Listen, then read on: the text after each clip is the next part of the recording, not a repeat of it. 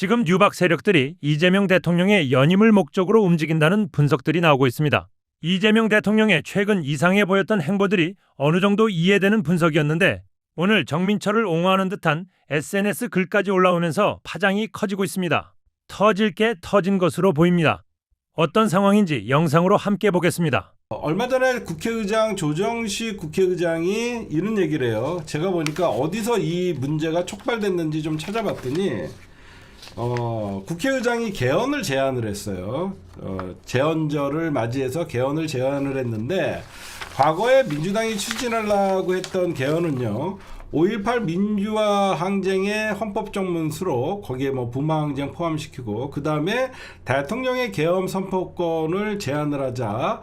그쵸? 계엄 선포권을 제한을 하자. 요런 것들, 그러니까 민감한 권력 구조의 개헌은 빼놓고 요런 어떤 여야 할 것 없이 진영에 상관없이 당연한 것들을 헌법에 포함시키자, 개헌을 하자라고 하면서 원포인트 개헌이라도 하자, 이것도 반대를 했었죠. 근데 이번에는 조정식 의장이 내년에는 선거가 없는 해니까 반드시 개헌을 하자라고 얘기하면서 여기에 세 번째 뭐라고 얘기하냐면 권력구조의 개편이라는 얘기를 해요.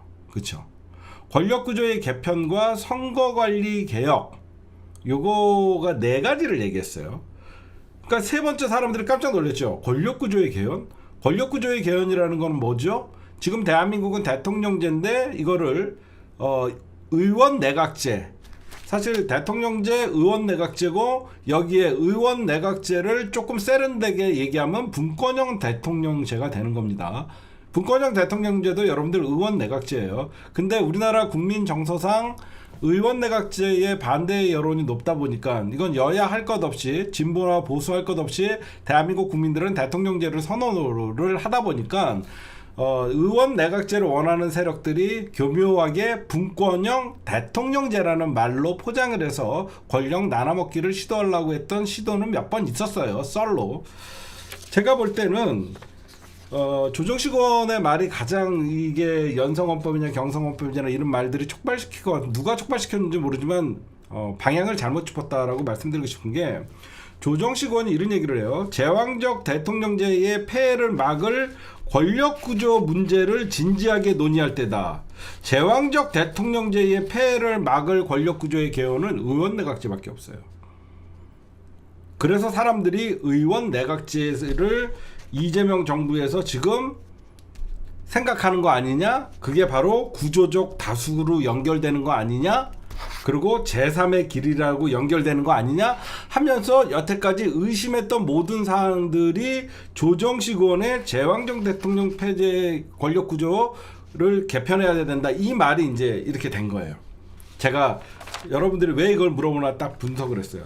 근데 여러분들, 이게 핵심이 아니에요. 제 말은 연성헌법이나 경성헌법이라는 논의 대상이 아니에요. 왜? 경성헌법을 채택하고 있는 우리나라가 의원 내각제나 쟤네들이 마음대로 국회에서 다수파가 쉽게 변경한 헌법을 개정할 수 있는 연성헌법으로 가려 그러면 이 자체가 국민투표에 붙여져야 돼요. 저 자체가 개헌 사안이에요. 무슨 말씀인지 아시겠어요? 경성헌법을 연성헌법으로 바꾸는 자체가 개헌 사안이고 그게 국민투표에 붙여져야 돼요. 그래서 저거는 사실 불가능해요. 그쵸? 그러니까 여러분들이 보실 때 경성헌법을 연성헌법으로 바꿔갖고 의원내각제로 해서 이재명이 뭐 계속 집권하려고 하는 거냐? 그건 아니죠. 그러면 여기서 뭐가 함정이 있냐?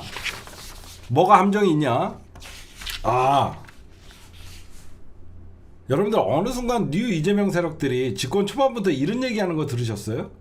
이재명 연인 가자. 그쵸? 이재명 연인 가자. 이런 얘기들을 막 해요. 이재명 연인 가자 이런 얘기를 해요. 이재명 대통령은요, 분명히 여러분들 현행 헌법에서는 연임이 불가해요. 여기저기서 이재명 연임 가자 막 여러분들도 응원하고 막 그랬잖아. 근데 그게 여러분들의 생각인지 어디에서 전략적으로 그 얘기를 이끌어냈는지는 몰라요. 그쵸? 근데 여러분들 잘 생각해 보세요. 현행 대한민국 헌법에서는요, 이재명 대통령은 연임할 수 있는 방법은 없어요. 없는 거 알면서도 연임을 떠드는 이유가 뭘까라고 생각을 했어요. 아, 생각나는 게 있더라고요. 이재명 대통령이 연임을 할 수 있는 방법은요, 대통령으로 연임을 할 수는 없어요. 그럼 뭐죠?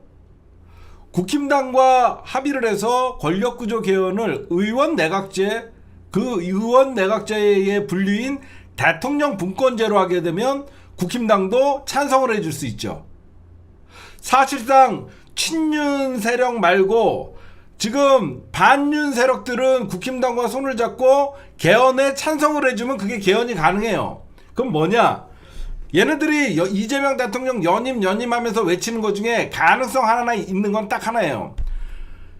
지금 개헌을 통해서 대한민국의 권력 구조를 대통령제가 아닌 분권형 대통령제라고 얘기할 겁니다. 분권형 대통령제. 분권형 대통령제로 하면 어떻게 되죠? 외교, 안보는 대통령이 하고, 모든 국내 정치, 내치는 총리가 하고, 이재명 대통령이 연임을 할 수 있는 유일한 방법은 뭐냐? 개헌을 통해서 이재명 대통령이 다수당의 힘을 가지고 총리하는 거예요. 그거밖에 없어요. 그쵸? 쉽게 얘기하면 이재명 대통령은 현재의 헌법 갖고는 연임을 못해요. 이재명 대통령이 연임을 할 수 있는 유일한 방법은 의원 내각제예요. 의원 내각제로 개헌을 하게 되면 이재명 대통령은 대통령이 아닌 총리가 돼서, 여러분들 알다시피 의원 내각제의 최고는 총리입니다. 그래서 쟤네들이 계속 개헌, 그 다음에 이재명 연임, 이재명 연임이라는 말은 대통령을 그만두고 대통령은 연임을 할 수 없으니까 의원 내각제로 바꾸면 총리로 할 수 있는 거예요. 왜? 민주당이 다수당이니까. 민주당이 총리를 선출할 수 있잖아요. 그렇죠? 그래서 여러분들이 자꾸 이 연성헌법이냐 경성헌법이냐 이걸 가지고 여러분들이 얘기하는데, 우리나라는 경성헌법을 선택하고 있기 때문에 연성헌법으로 바꾸거나 이런 권력 이 자체를 바꾸려고 그러면 이게 개헌 사안이고 국민투표 사항이라서 이게 논점이 아니래요. 그쵸? 이게 논점이 아니에요.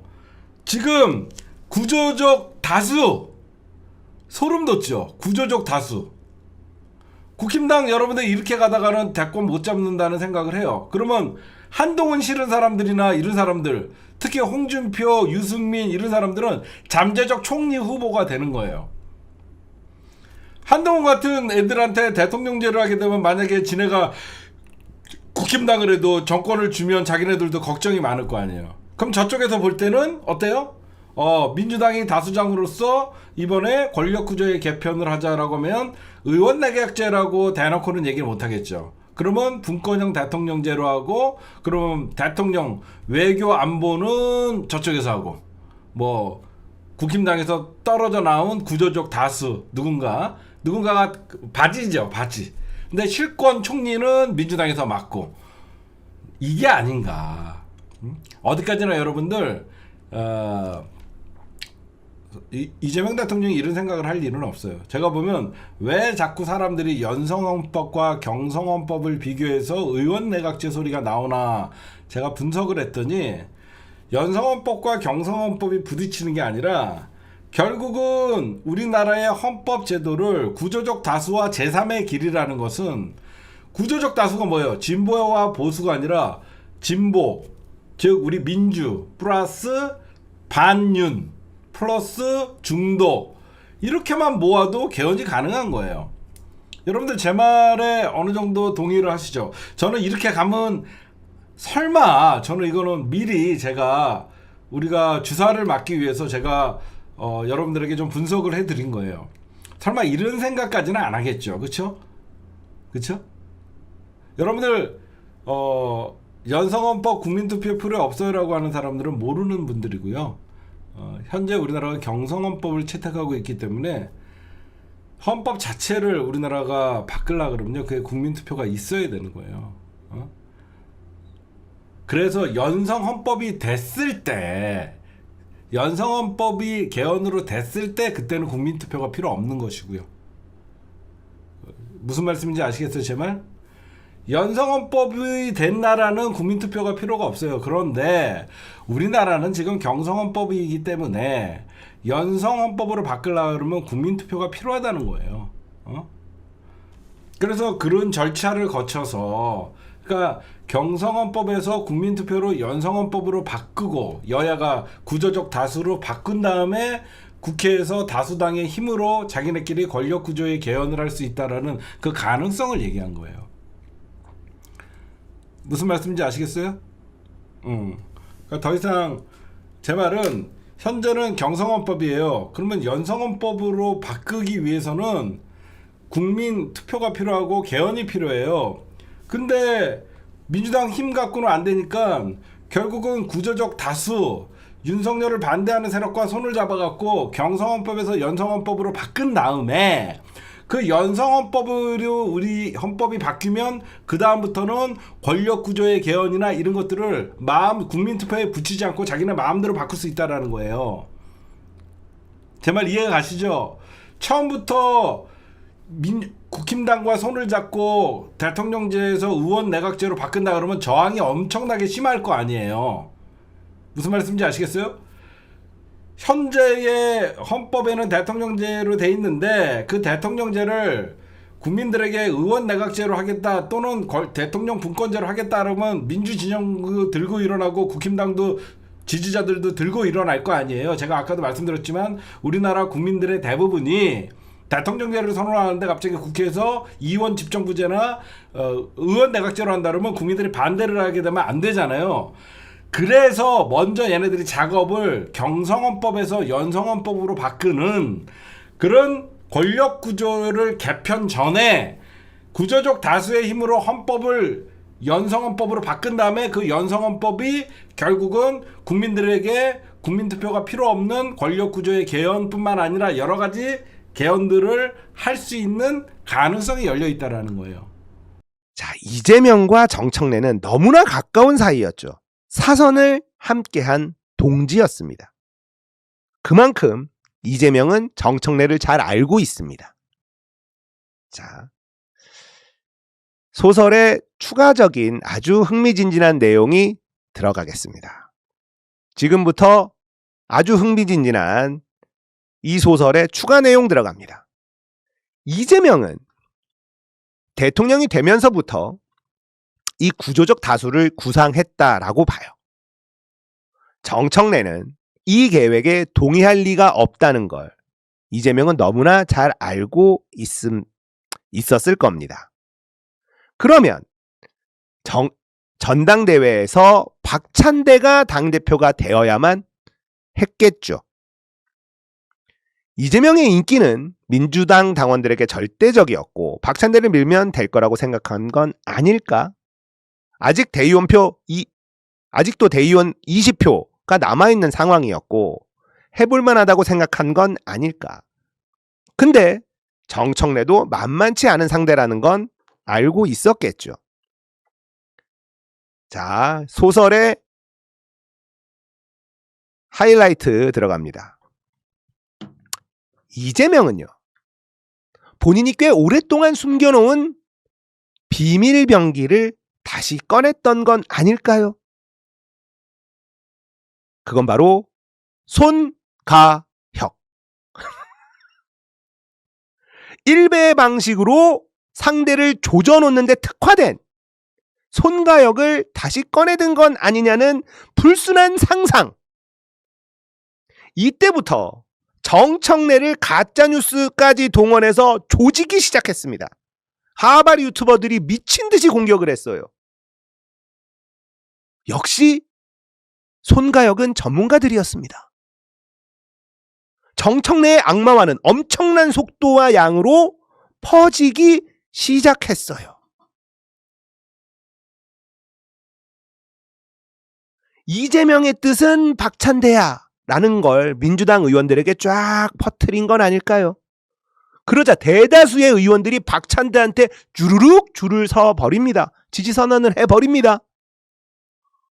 역대 민주당 전당대회에서 한 번도 볼 수 없었던 아주 진기한 장면이 그 당시 전당대회에 펼쳐졌었습니다. 전국 각지에서요, 처음 듣는 조직들이 박찬대 지지 선언을 하기 시작을 했어요. 민주당의 모든 조직이 박찬대를 위해서 움직이는 것처럼 느껴졌습니다. 이 당시 정청래 후보는요, 수해복구만 하고 있었어요. 아무런 선거 운동도 하지 않았습니다. 그런데 결과는 더블 스코어로 정청래의 승리였습니다. 대의원 20표가 있었는데도, 거기다 그 대의원들은 압도적으로 박찬대를 찍었는데도 너무나 큰 격차로 정청래가 이겨버렸습니다. 근데 정청래는요, 당대표가 되자마자 1인 1표제와 검찰개혁 완수, 이걸 위해서 시동을 막 겁니다. 이때부터 이재명은 매우 불쾌한 상태가 시작된 건 아닐까. 검찰 권력을 내가 쓰려고 하는데 정청래는 계속 검찰개혁을 외치고 속도를 내고 있어. 그러다가 갑자기 검찰을 공소청과 중수청으로 찢어버리는 걸 통과시켜버렸어요. 추석 전에 검찰청 폐지 약속드립니다. 진짜 해버린 거야. 이재명은 이때 극대노한 것은 아닐까요? 정청래가 자기 정치한다고 공격해! 분노 폭발! 이성상실! 이랬던 건 아닐까?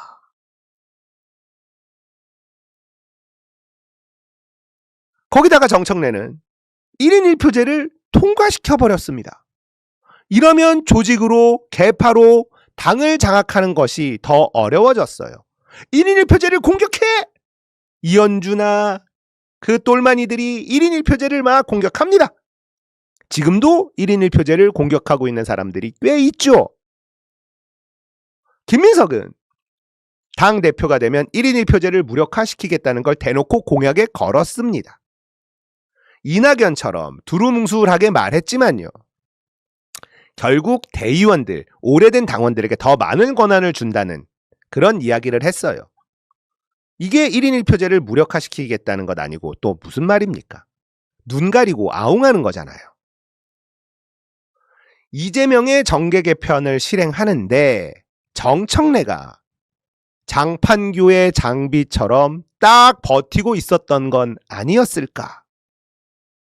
이재명에게 이번 전당대회는 너무너무 중요한 전당대회인 건 아닐까? 자, 어떤 방송에서 들은 얘기인데요. 저번 전당대회에서 박찬대가 정청래에게 진 이유를 분석을 했대요. 너무 늦게 출마 선언을 했다. 그리고 대통령이 너무 뒤에만 있었다. 적극적이지 않았다. 그 몇 가지 분석을 했는데 이번 전당대회를 보니까 다 맞아떨어집니다. 김민석이 가장 먼저 출마 선언을 했어요. 가장 빠르게 선거운동을 시작했습니다. 자, 진작에 익산에 이사까지 갔죠. 김민석은 총리를 하면서 전국 투어를 했잖아요. 국정홍보라는 탈을 쓰고 있었지만 전당대회 선거운동이라는 거 다들 알고 있었잖아요. 그런데 그 김민석의 전국 투어가 대통령이 시킨 거라면요, 그만큼 엄청나게 공들인 전당대회라는 걸 알게 되는 대목이라는 겁니다. 호남 반도체 투자, 뭔가 급하게 진행되는 느낌이었죠. 이것도 김민석을 밀기 위해서 선거운동을 대통령이 하고 있는 것 아니냐, 이런 얘기가 벌써 나왔었죠. 자, 모든 걸 종합해 보면요, 이번 전당대회에 엄청난 공을 들였다는 걸 느낄 수가 있습니다. 왜 이렇게까지 전당대회에 집착할까?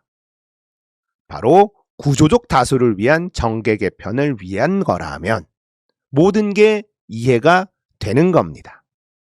소수결로 결정한 선호투표제. 당규 위반하면서 후보 등록까지 해줍니다. 그런데도 정청래에게 진다면 어떤 일이 일어날까? 상상을 좀 해봤거든요. 이상호 고발 뉴스. 이재명 대통령 극대노. 이런 일이 벌어지지 않을까?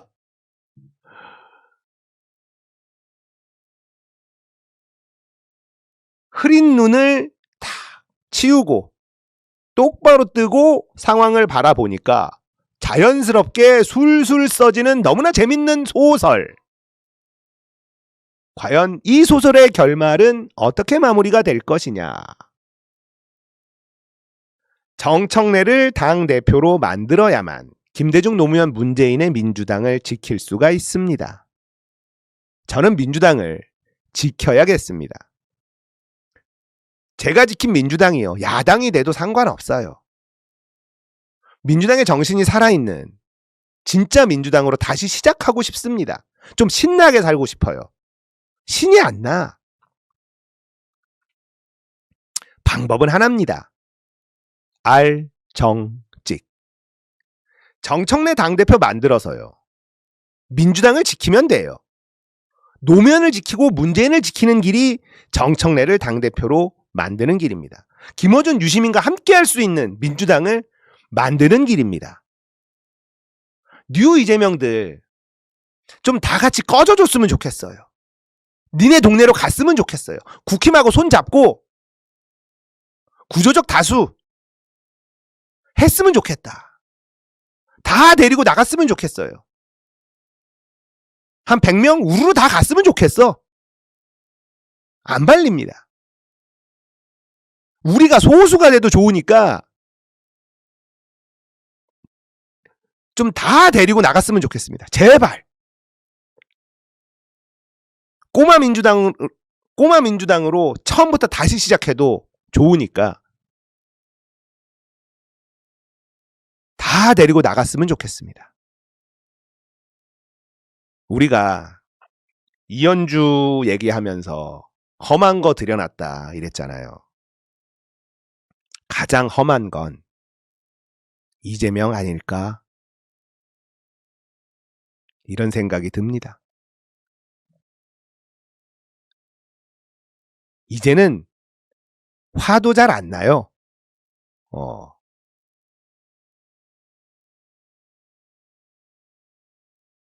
자, 저의 불순한 소설이 자꾸 살이 붙습니다. 정청래 찍는 건 민주당 정신을 지키는 거예요. 민주당 정신이 훼손된 민주당은 민주당이 아니죠.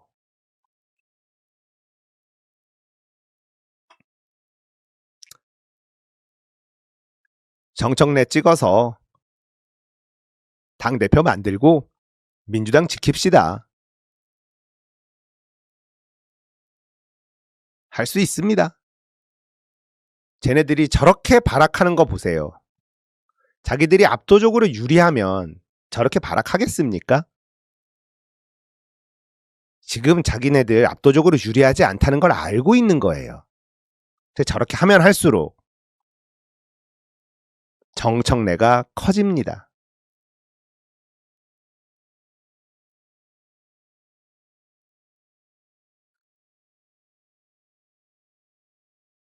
들어와. 상대해 줄게. 들어와.